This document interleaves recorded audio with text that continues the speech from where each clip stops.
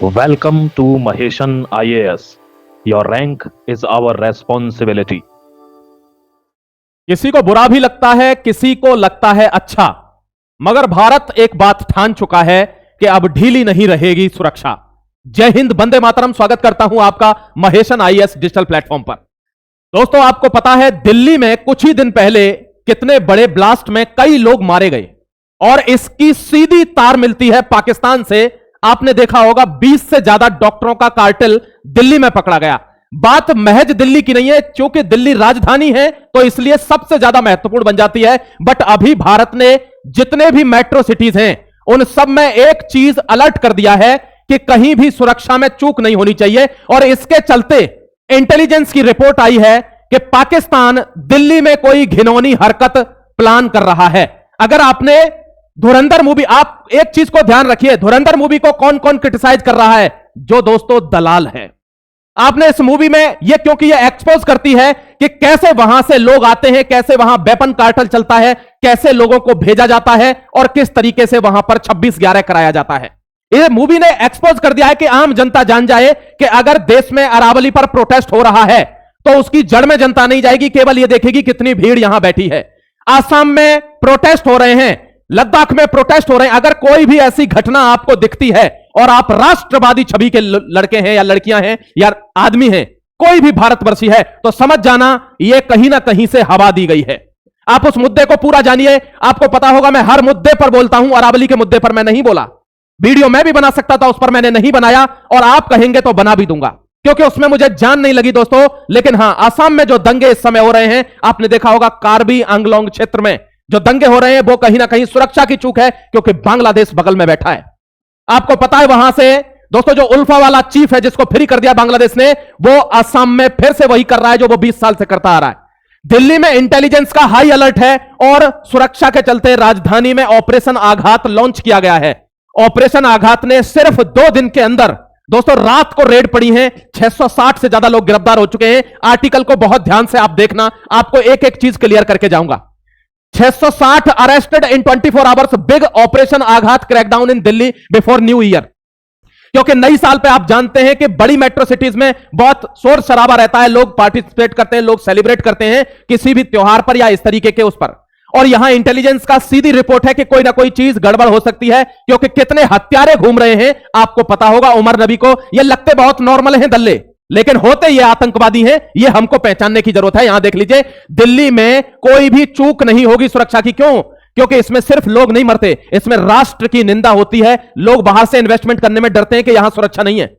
आप बात की गहराई को समझना। यहां देखिए 24 आवर में दिल्ली द मिशन क्या है? Delhi police launch operation Aaghat 3.0 on night of December 26-27, sanitise city, ensure crime free new year celebration. Crime नहीं होना चाहिए न्यू ईयर सेलिब्रेशन पे। जो पहले क्राइम में इन्वॉल्व है उन सब लोगों को दिल्ली पुलिस ने गिरफ्तार किया है। 660 तो गिरफ्तारी है और 1300 लोगों को डिटेन कर लिया है, इसके चलते कि यह सुरक्षा के लिए खतरा है। अब आपको एक चीज और बता देता हूं, देखिए यह दिल्ली है, इसमें दोस्तों ज्यादातर पुलिस टुक 116 listed bad characters. Bad characters कौन होता है? जो किसी क्राइम में पहले इन्वॉल्व है। ध्यान रखना, आप सोचते होंगे क्या जम्मू कश्मीर में ही आतंकवादियों को शरण मिलती है? नहीं, आपको पता है फरीदाबाद में, दिल्ली में, लखनऊ में, हर जगह इनको शरण दी जाती है। इनके जो OWG वर्कर्स हैं, ओवरग्राउंड वर्कर्स, आप समझिए उनकी क्या हरकतें, वो उनके तार जुड़े रहते हैं इनसे। अभी नई टेररिस्ट पॉलिसी के अंदर जो इसको शरण देगा वो भी टेररिस्ट है। यहां देखिए 331 arrest under excise act, NDPS act, drugs and gambling. ये सब कार्टेल कहां से चलता है? पैसा कहां पर आता है? आपने देखा होगा लेयारी में जो गैंग चलती थी, जो पैसा और हथियार दोनों देती है कसाब जैसे आतंकवादियों को भारत में आने के लिए और ये हिंसा करने के लिए। वहां से इंटेलिजेंस की रिपोर्ट है कि दिल्ली में कुछ प्लान किया जा रहा है और वो भी न्यू ईयर पर, क्योंकि ऐसे हत्यारे बहुत हैं दिल्ली में। ये देखने में आपको बहुत सामान्य लगेंगे, ऐसा लगेगा कि अरे ये तो बिल्कुल सेम है, ये तो दुकान चला रहा है, ये तो जूता पॉलिश करता है, लेकिन ये आतंकवादी हैं। इनको पहचानना दिल्ली पुलिस का मकसद है और इसी के चलते दिल्ली पुलिस ने ऑपरेशन आघात लॉन्च किया दोस्तों। और 660 को आपने देखा होगा ये कैसे मार्मिक दृश्य थे। कौन? एक ऑटो रिक्शा वाला मर गया, उसके परिवार में कोई नहीं है। यह हमको समझना होगा, हमको सुरक्षा करनी होगी। यहां देखिए इंटेलिजेंस रिपोर्ट फेल नहीं होती कभी भी भारत की। Over 30 Pakistani terrorist active in Jammu Kashmir wants Intel army setup winter operations. अब इनको पता है चिल्लई कला आने वाला है। कितने दिन चलता है? 40 दिन चलता है चिल्लई कलां, यानी दोस्तों दिसंबर से 21 दिसंबर से 31 जनवरी तक इन 40 दिनों में कड़ाके की ठंड रहती है जम्मू कश्मीर के अंदर। और इसी का फायदा उठाकर आतंकवादी जम्मू कश्मीर आता है और वहां के जो OWG है दोस्तों उनके साथ मिलता है ओवर वर्क ग्राउंड पे जो रहते हैं, और इनके साथ मिलकर वो कॉन्स्पिरेसी रचता है और वो अपना काम करके आराम से यहां से बाहर चला जाता है। इनके लिए ऑपरेशन शुरू हो चुका है। Intelligence assessment multiple agencies have confirmed the presence of 30 to 35 Pakistani terrorist operating within the Jammu region, specifically कहां पर डोडा डिस्ट्रिक्ट और किश्तवाड़ डिस्ट्रिक्ट में। देखो मैप में दिखा देता हूं आपको डोडा और किश्तवाड़। देखिए ये किश्तवाड़ डिस्ट्रिक्ट है, ये डोडा डिस्ट्रिक्ट है। यहां पर इनको शेल्टर मिल रहा है। कितने लोग हैं? 30 से 35 लोग हैं जो इस समय पाकिस्तानी टेररिस्ट हैं और ये घूम रहे हैं कहां पर? जम्मू कश्मीर के अंदर। 29 लोग अभी अभी जम्मू कश्मीर के एक पावर प्लांट में टेरर लिंक्स मिले हैं उनके। 29 लोग जम्मू कश्मीर के पावर प्लांट में काम कर रहे हैं और वे टेररिस्ट के लिंक हैं उनसे। अब आप समझिए कि किस किस जगह पर ढूंढना पड़ता है दोस्तों। आप समझना भारत की सुरक्षा कितने खतरे में है। एक बहुत जबरदस्त निर्णय आया है, मैं सल्यूट करता हूं उस लेडी को।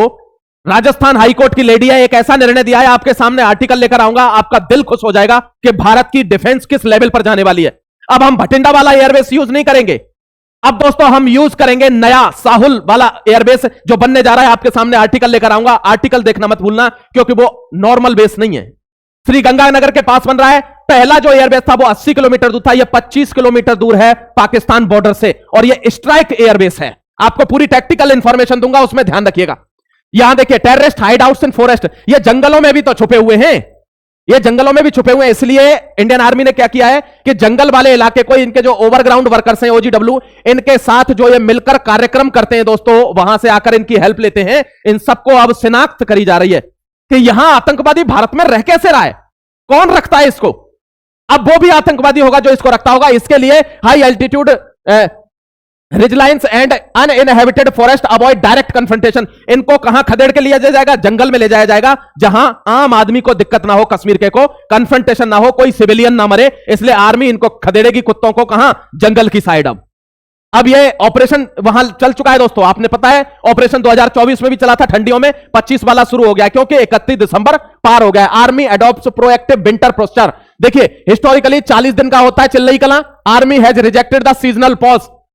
जो आर्मी छुट्टी लेती थी या रुक जाती थी कि अब तो इतनी ठंड है, अब तो कोई नहीं आएगा, सीजनल पॉज को रिजेक्ट कर दिया है कि ये कभी भी आएंगे, इनको मौका चाहिए। अब several signs of attack and border tension seems from Pakistan this days. हर दिन धमकी आ रही है पाकिस्तान से, किसकी? इन्फिल्ट्रेशन की, कि ये भारत में घुसने के लिए तैयार हैं। Integrated force army is leading a synchronised effort involving Jammu Kashmir police, CRPF, SOG, forest guards, village defence guards, यानी सारी फोर्सेस तैनात कर दी गई हैं including Jammu Kashmir police and village forest guards. कि कोई भी परिंदा पर नहीं मानना चाहिए क्योंकि इनका जो प्लान है वो जम्मू कश्मीर को 1990 वाली जम्मू कश्मीर बनाने का इनका प्लान है। इंटेलिजेंस रिपोर्ट की खबर है, ये कहां से? पाकिस्तान से, कि ये दोबारा से उस स्थिति पर जाने वाले हैं कि कहते हैं भारत को 1990 की कश्मीर को लौटाना होगा। अब हमारी ताकत कमजोर होती आ रही है, भारत ताकतवर हो गया है। इसके लिए ये ऑपरेशन चल रहे हैं दोस्तों। India tough on national security after Pahalgam terror attack. हां, हम नेशनल सिक्योरिटी पे अब टफ हैं, सिर्फ बॉर्डर ही नहीं इंटरनल सिक्योरिटी पर भी हम टफ हैं। अब घुसने नहीं देंगे किसी को यहां पर। ये देखिए, ये दोस्तों दलालों का सरदार है कौन? जरदारी। ये प्रेसिडेंट है पाकिस्तान का। क्या कहता है जानते हो? कि अब मोदी को पता चल रही होगी, PM Modi must know understand what is वार। अब उसको पता चल रही होगी। क्यों बोल रहा है? कह रहा है कि आसिम मुनीर ने आंखों में आंखें डालकर उसको जवाब दिया है, तेरी आंखें नोच ली जाएंगी, ये वादा है हमारा। देखना, Pakistani president Zardari spew venom, जहर थूका इसने against India, claims Asim Munir answered by looking into eyes. Asim Munir ने आंखों में आंखें डालकर आंसर दिया है भारत को। ऑपरेशन सिंदूर का अभी बहम गया नहीं है इसका। वहीं कोने में जाकर क्या कहता है जानते हो? कोने की बात तो सुन लो, ये तो ये जनता को बेवकूफ बनाने के लिए बोले आया माइक पे। कोने में आकर क्या कहता है देखना, बंकर में छिपने की नौबत आ गई थी। ऑपरेशन सिंदूर पर पाकिस्तान के राष्ट्रपति जरदारी का बड़ा कबूलनामा। कोने में जाकर कहा है भाईजान जान बची थी कैसे भी, बहुत बुरी तरीके से ठोक रहे थे साहब, मौत सर पर मंडरा रही थी, पता नहीं चल रहा था किधर से मिसाइल आएगी। यह कोने में जाकर कबूलनामा है और यह जनता के सामने भौकाल पेलना है। यह दोनों में अंतर है। There is a difference between two statements given by Zardari the president of Pakistan. यहां देखिए, अब आपको एक चीज पता चल, देखो मैं आपको आगाह कर रहा हूं, अगर आपको ऐसी कोई चीज देखने को मिलती है, जैसे यूपी में मान लो कोई दंगा होने पे आ रहा है या कोई आदमी अचानक से किसी चीज की मांग उठाने लग रहा है, सिक्स शेड्यूल की मांग उठाने लग रहा है। अगर कोई ऐसा मुद्दा आ रहा है तो आप समझ लीजिए वो मुद्दा इस समय उखाड़ा गया है। किसके लिए? इलेक्शंस के लिए। किसके लिए? आतंकवादियों को सह देने के लिए वो मुद्दा उखाड़ा जा रहा है। भारत की जनता को अवेयर रहना होगा। आपको अगर कोई मुद्दा लगता है, आप उस मुद्दे की जड़ में जाइए, सीखिए, अच्छा चैनल देखिए और वहां से आपको पता चलेगा कि यह क्या मुद्दा है। अगर आप चाहते हैं कि मैं मुद्दा खोल के रख दूं, किसका? अरावली हिल्स का, तो वो भी आपके सामने खोल कर रख दूंगा। दोस्तों, उसमें कोई भी ऐसी चीज मुझे नहीं मिली कि जिससे भारत को कोई नुकसान होने वाला है। नो। अब आपको हल्ला मचा दिया गया, वो फैला दिया गया, तो जनता से जनता में आवाज फैलती है, आप ये भी जानते हैं। यहां देखिए, ये कार्बी आंगलोंग आंदोलन चल रहा है दोस्तों। आपको पता है आसाम का बॉर्डर लगता है किससे? बांग्लादेश से।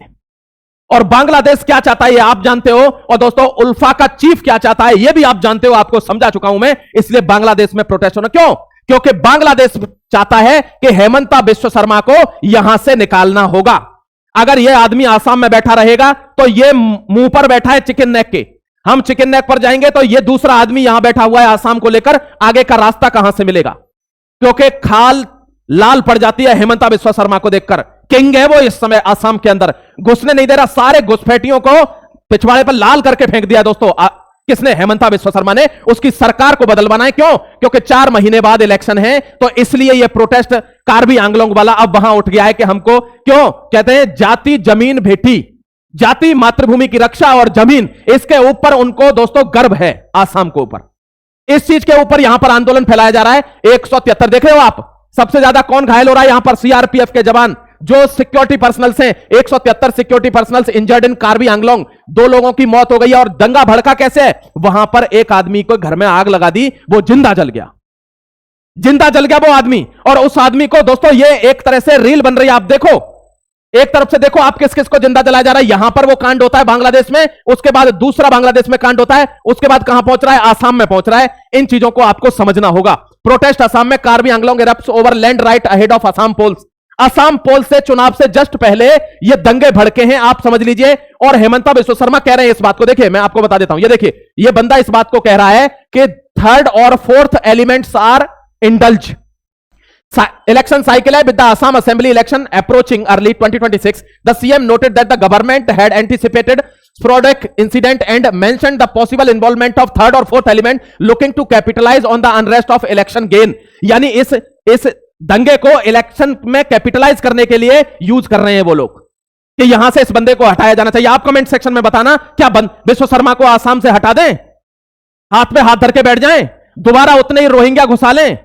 एक अकेला आदमी है जिसने मदरसे हटा दिए आसाम से। एक अकेला आदमी है जिसने मदरसों में पैदा हो रही उस गंद को दोस्तों क्या किया? साफ किया है। इसने इंस्पेक्शन कराया, वहां पे कहा आप मॉडर्न एजुकेशन लीजिए। मदरसों में क्या है? मदरसों, ये जितने भी उमर नबी और ये सब है ना, ये कहां से आए हैं? ये यहीं से आए हैं। आप देखिए मदरसों में क्या पढ़ाया जाता है। क्यों? क्योंकि इंस्पेक्शन नहीं होता। अरे इंस्पेक्शन कैसे हो जाएगा? ये हमारा रिलीजियस इंस्टीट्यूशन है। रिलीजियस इंस्टीट्यूशन बनाने की कहा था। भारत के गुरुकुलों में ऐसी चीजें नहीं सिखाई जाती कि किसी को मारना है, कोई काफिर है कि उसको मार देना है जाकर। ये आपको तय करना होगा।